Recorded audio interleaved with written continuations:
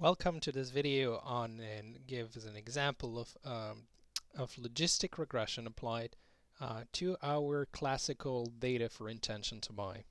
So just to remind you briefly of the framework we were looking at, we're interested in a study conducted at Tech3 Lab where people had to navigate a website that contained an advertisement for candy, and then there was an eyes tracker that was checking whether the subjects were fixating on the screen and for how long, and we kept people who had looked at the ad. And so we had basically some socio-demographic variables that were used as control, which we're really not interested in. And then the two explanatory variable of interest were the fixation time and here the emotion score from this face reader software. Now we're gonna stretch this a little bit. So there were two additional explanatory variables in the database. One is these are follow-up questions. So we've asked people 1 month later to see if they had bought the product. And so there's two variables. One is whether the person bought the item or not, right? So basically we ask them how many candies did you buy in the subsequent month, and if this is 0, then buy 0 and it's 1 otherwise. And for the people who bought, we have the frequency. So notice that most of the people did not buy the item. That's 51% did not buy. Majority, then some who bought once, twice, and some people who bought a lot more. Okay, so this ranges from 0 to 10, and when we'll see a Poisson regression, well, we'll look at the modeling. So the average is 1.71, and we said that 51.7% of the participants did not make a purchase of the candies. So we're going to focus now just on a logistic regression for buy, and the explanatory variables are as before. So I said the fixation time. Everyone looked at the advertisement up to 6 seconds in seconds. Emotion score, that's the ratio of positive emotion to negative emotions.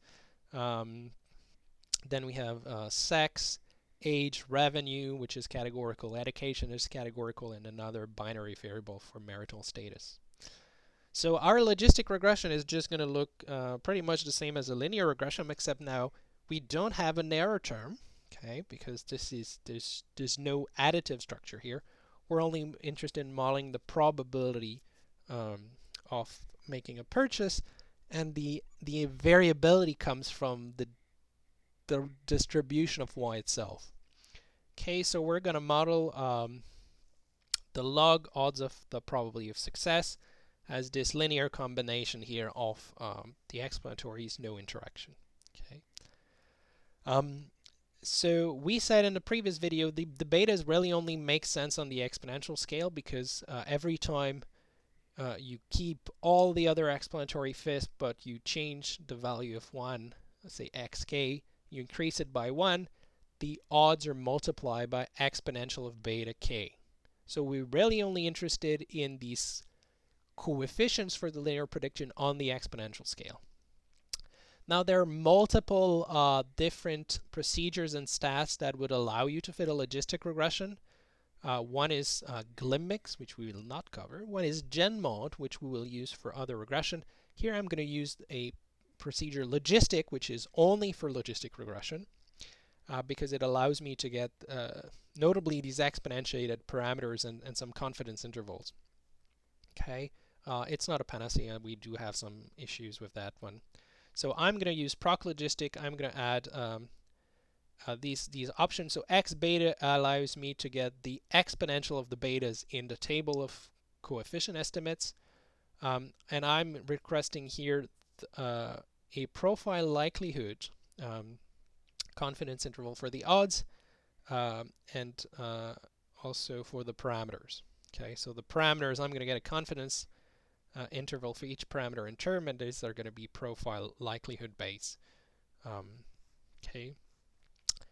One thing to note with procedure logistic relative to proc SAPE reg, or well, no, not proc reg, relative to proc GLM, is that the configuration, the way that categorical variables are handled is not the same unless you put this slash param equals glm. Okay, so it's not this the default 0, 1, right? Was the parameter of the reference gets a 0 and the others.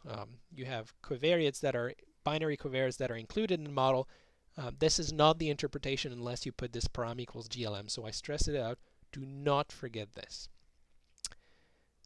So we have procedure, logistic, then we put just the data. We could also add some diagnostic plots. Declare categorical variable, again with this param equals glm extra input.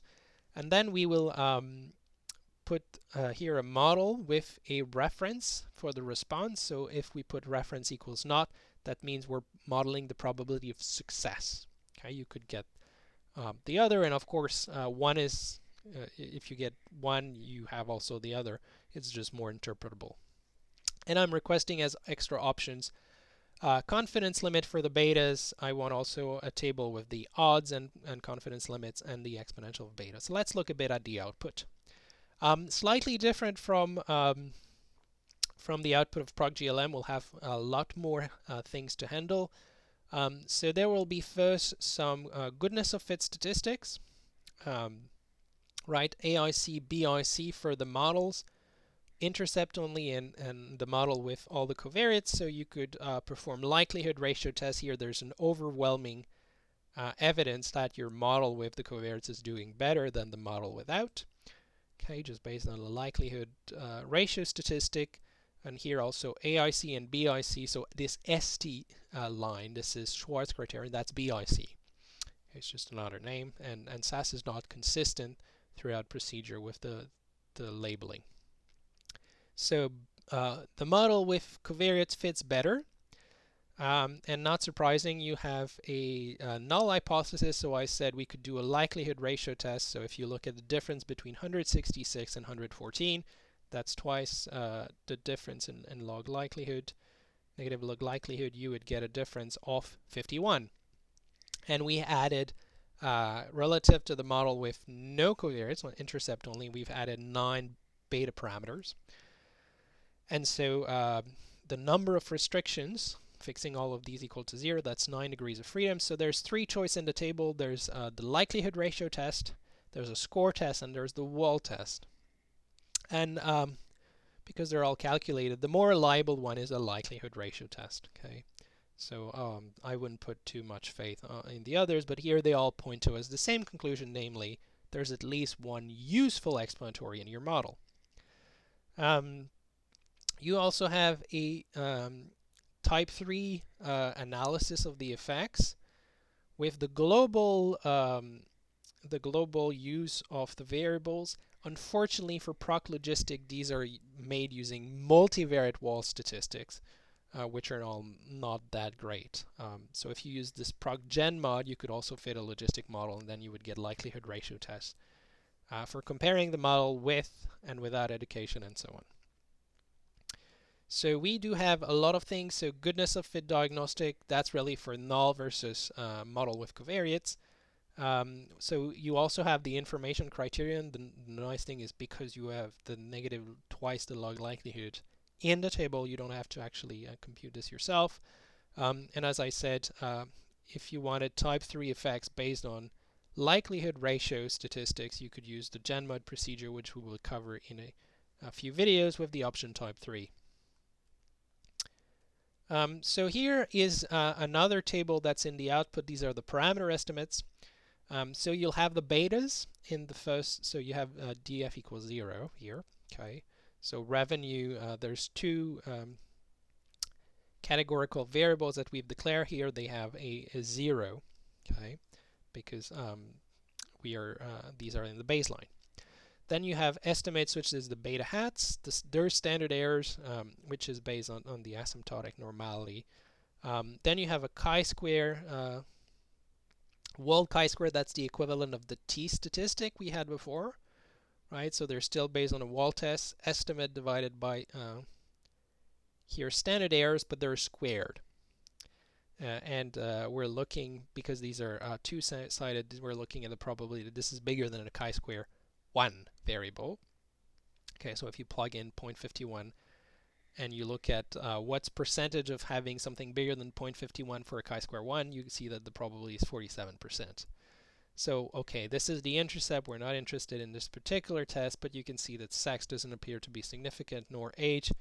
Revenue is, and that's fixation and emotion are strongly significant. And also, well, marital is borderline. The last column basically gives you exponential of beta hat. So if you take estimate, the third column, if you forget the numbering for the categorical variable, so estimate and you take exponential of minus 1.3325, you get 0.264.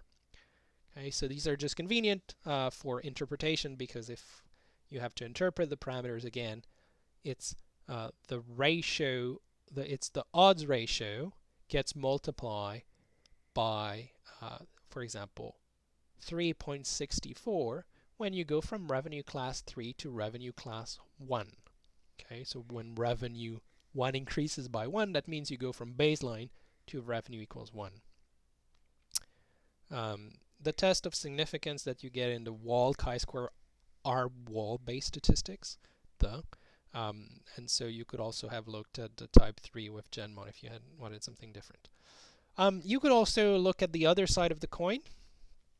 This is the parameter estimates, and here I've requested profile likelihood-based confidence intervals. So this would give you the equivalent of the likelihood ratio test conclusion. So you wouldn't get the p-value here, you get the set of all values for which we would reject,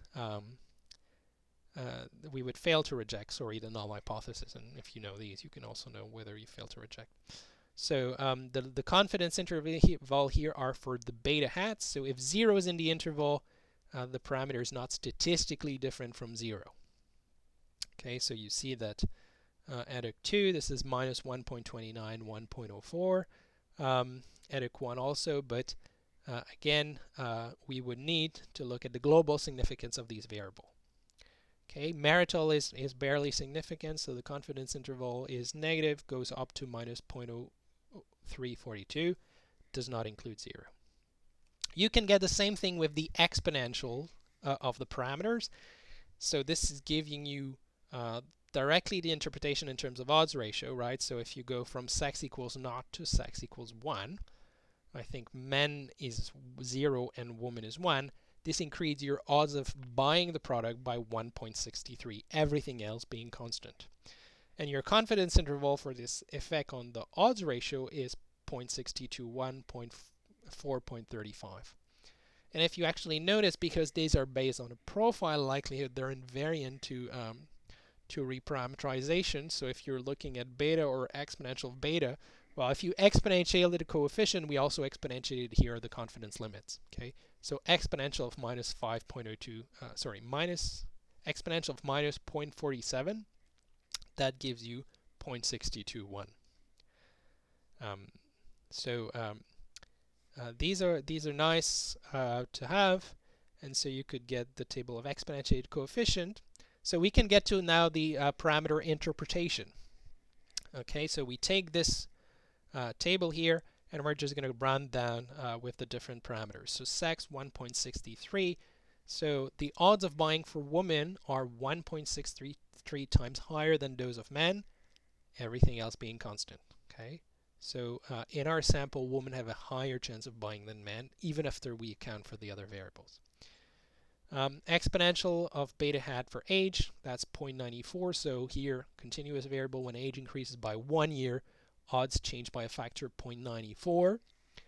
That's less than 1, so they're decreasing here by 6%, right? 1 minus 0.94. Again, when all the other variables are held constant, right? Fixation is continuous to time in seconds, so very important variable, strongly significant. When fixation time increases by 1 second, odds of buying are multiplied by 3.22. So the longer you fixate, the higher your intention, the odds, sorry, of buying, and again, given all the other variables are held constant. Revenues are relative to their baseline, okay? So the odds for revenue class 1 is 3.641 times those of the high income, all other things being constant again. Okay. And if you wanted to get the odds ratio between 1 and 2, well, you take the ratio of 1 to 3 and 2 to 3, and then you would get 5.61. Okay, and what is 5.61? Well, if you think about 1 being no change, we're increasing by 461% the odds for revenue level 1 relative to revenue level 2. Revenue level 2 was the people who were less interested in the advertisement. 1 was the people who had the largest. And so it's not surprising this difference is big, but on the ratio, the odds ratio scale, this is big. Okay. So the confidence intervals, note that, as I said, they're invariant to repolarization. So if you get a confidence interval based on the profile likelihood for beta k, if you want one for exponential of beta k, you just take exponential of both lower bound and upper bound, and there you are. Okay, so you can try it with the previous tables. And also because they're based on the likelihood, the distribution of the marginal distribution of the betas doesn't have to be symmetric, and so the confidence intervals are asymmetric, and you can see that here. Okay, so you have here the odds ratio with the effect of the different variables.